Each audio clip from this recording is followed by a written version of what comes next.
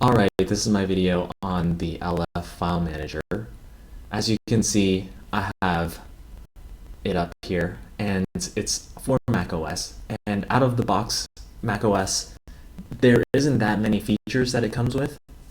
There's plenty of Linux YouTubers that have done an overview on this, but I wanted to show you how I have it customized on my computer for macOS. And as you can already see that there's icons here. I'll show you how to set that up a little bit in a little bit part of this video. Another nice thing that I have is there isn't image previews on the right side, but there is text previews, and that comes naturally. So the way I get around image previews is by using macOS previews. So for me, I just hit spacebar, and I hit spacebar again, and this is kind of, if I was using macOS Finder and you hit spacebar, that's what would pop up. Same thing for me, you know. It can show me PDFs, it can show me pictures, and even for things that it can't show, like this .sc document, it'll just show what it is. So it's very convenient for me. I mean, I don't need the image preview on the right side.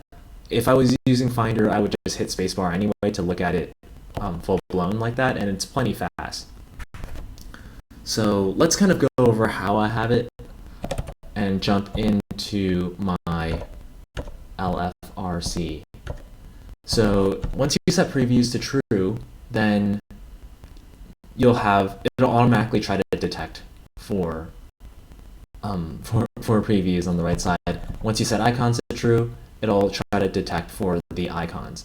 So the way you get icons to work, there's a tutorial on the LF site, and you can just follow that. But to give you a few quick pointers for macOS, because it is a little bit tricky to set up, you basically have to go into your terminal's configuration, and here I have it with Alacrity. So you basically need to download a font that has icons, part of the font. So nerd fonts have a bunch of different fonts, and I really like this font called Firecode. A lot of people like it as well, and Firecode has icons built into this font. If the fonts that come stock don't have icons, so it's not going to work. So once you have, how do you get Firecode? The easiest way to install it is with Brew. Brew is so easy these days that you can just search for it. You don't even need to search. You don't even need to type Brew search fonts. You know, but I think back in the days you needed to, and then you don't even need to do Brew install a specific Brew package to install the font. You can just do Brew install, you know, font Firecode, right? And you'll get that. So once you have that, then you just go into your xorg, and here you see at the bottom, if you follow the tutorial on the LF GitHub site, they'll tell you to copy and paste this, and you paste this into your xorg, or Bash if you're using Bash, and you'll get icons. Okay, let's go into my lfrc again, and down here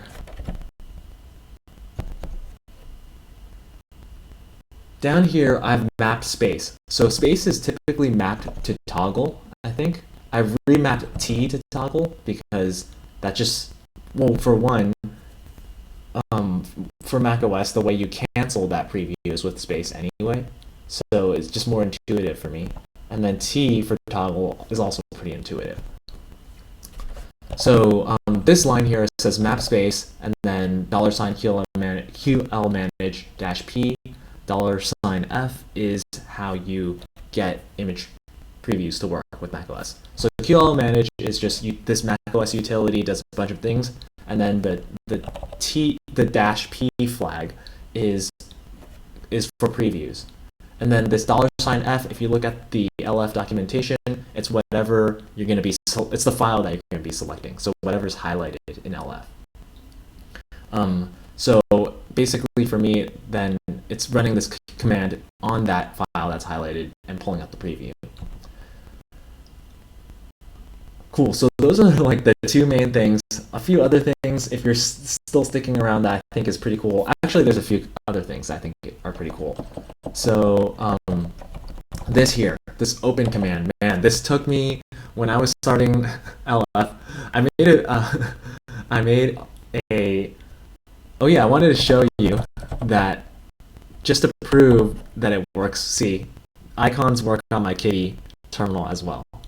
And if you can say, oh, this is so bright.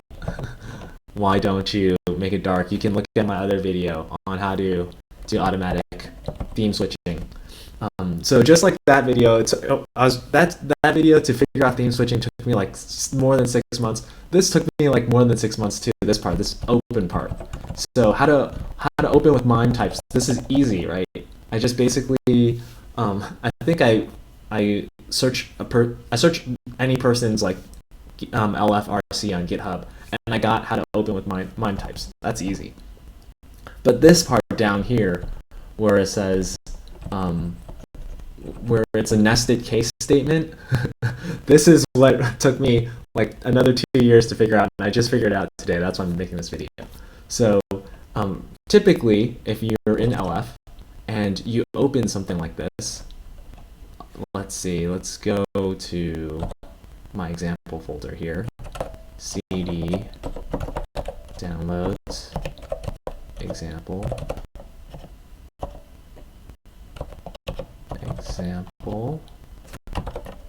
So typically if you're here, right, and you hit L, then it'll open. And let's see, what do I want to say? I want to say typically it'll open, and then based on the specific MIME type, so this is a different image, then this opens not with my preview script, but with, this is actually opening with macOS preview, the program called preview on macOS. And then for PDFs, it opens with Zathura. Now I have that. So what you're gonna ask me, what's so special about that? You just said you can just copy and paste onto it. Well, there's this program called SC, and I use SC for my as my Excel replacement for all my spreadsheets, right? And typically, if you hit L on this to open, it's not going to open. But I finally figured it out so that it can detect that it's a... What? Why isn't it working? No application knows how to open. Why is it? Was just working before. All right, am I gonna troubleshoot this live? Okay, let me give me 1 minute to troubleshoot this live. So typically, I would have to type something like sc-im and then test to open this, right? And as you can see, so now you know I'm not BSing you. It's literally, if I just try to open with L, it will just say no application knows how to open. Why is it not working now? All right. So let me troubleshoot this, and I can show you, hopefully, that it works. Okay, I'm jumping back in here. I had to pause the video in order to troubleshoot a ton of things. It looks like SC has updated since last time, and there's some working with the MIME type that I'll have to adjust, but I can still present the example for you. So as you can see, if I have this SC file, and if I hit L,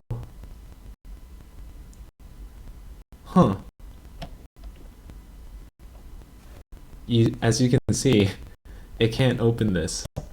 And the reason why is, if I do MIME type example 2, the MIME type, it used to be that the MIME type was just a text document. Now it's an application slash x dash sc document.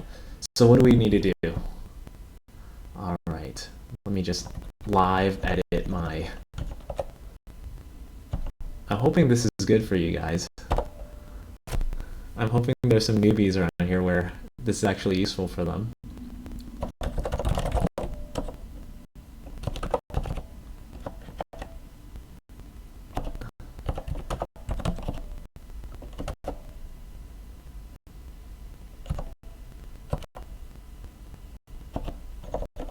I think if I do that, then it should work. This is actually way better than before. And I'll explain a little bit after. So let's see, moment of truth.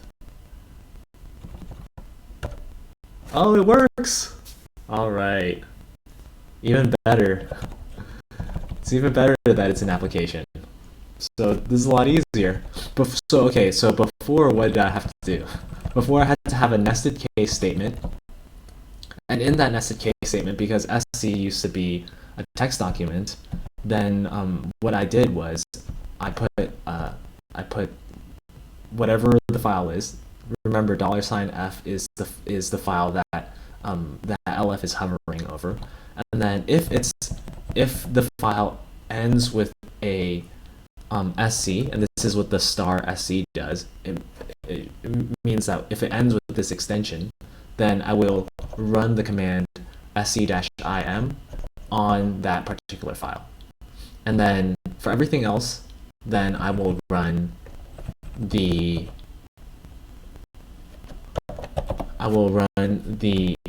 whatever my editor is on, and I'm using vifm on that particular file. So that took a long time for me to figure out. And I guess now I don't need to have that there, but still interesting. It's still interesting to me that I was able to figure it out. I'm still pretty happy about it, because now I know how nested case statements work. Okay, a few other things about macOS. So there is no trash. Like, I think there's a specific trash in Linux that you can do, but macOS has already itself a trash folder. It's just root/.trash. So this is my trash command. I set my trash command to just move the highlighted file into the macOS trash folder. And then I map D to that command trash. So if you don't know, cmd in LF is how you set a command. So cmd trash, this is just a custom thing. I can type whatever I want here. I can type trash with capital T if I wanted. And then this here to the end is what the command will be, what you're actually running. So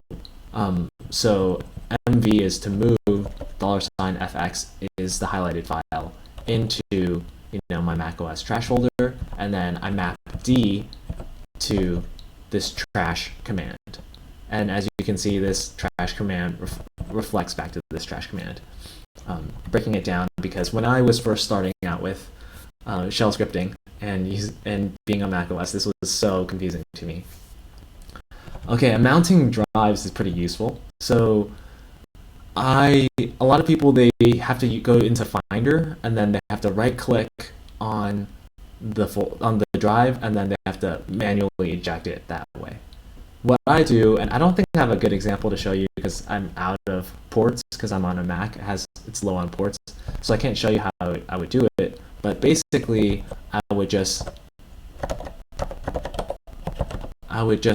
go to my volumes folder via hotkey, and then if I press M, see I've mounted M to unmount, then it'll run this disk utility unmount, and then $f once again is the highlighted thing, and it should automatically unmount or not automatically, but it should be very easily unmount my drive. Down here you can set I have a bunch of movement config set, and I think that's it. I don't really use these tar and extract commands, but I'm sure they'll be useful one day. these were the main things I want to say. I wanted to say this open command took me forever to figure out. I'm just thank you for listening, guys. This is just my excitement for figuring this out.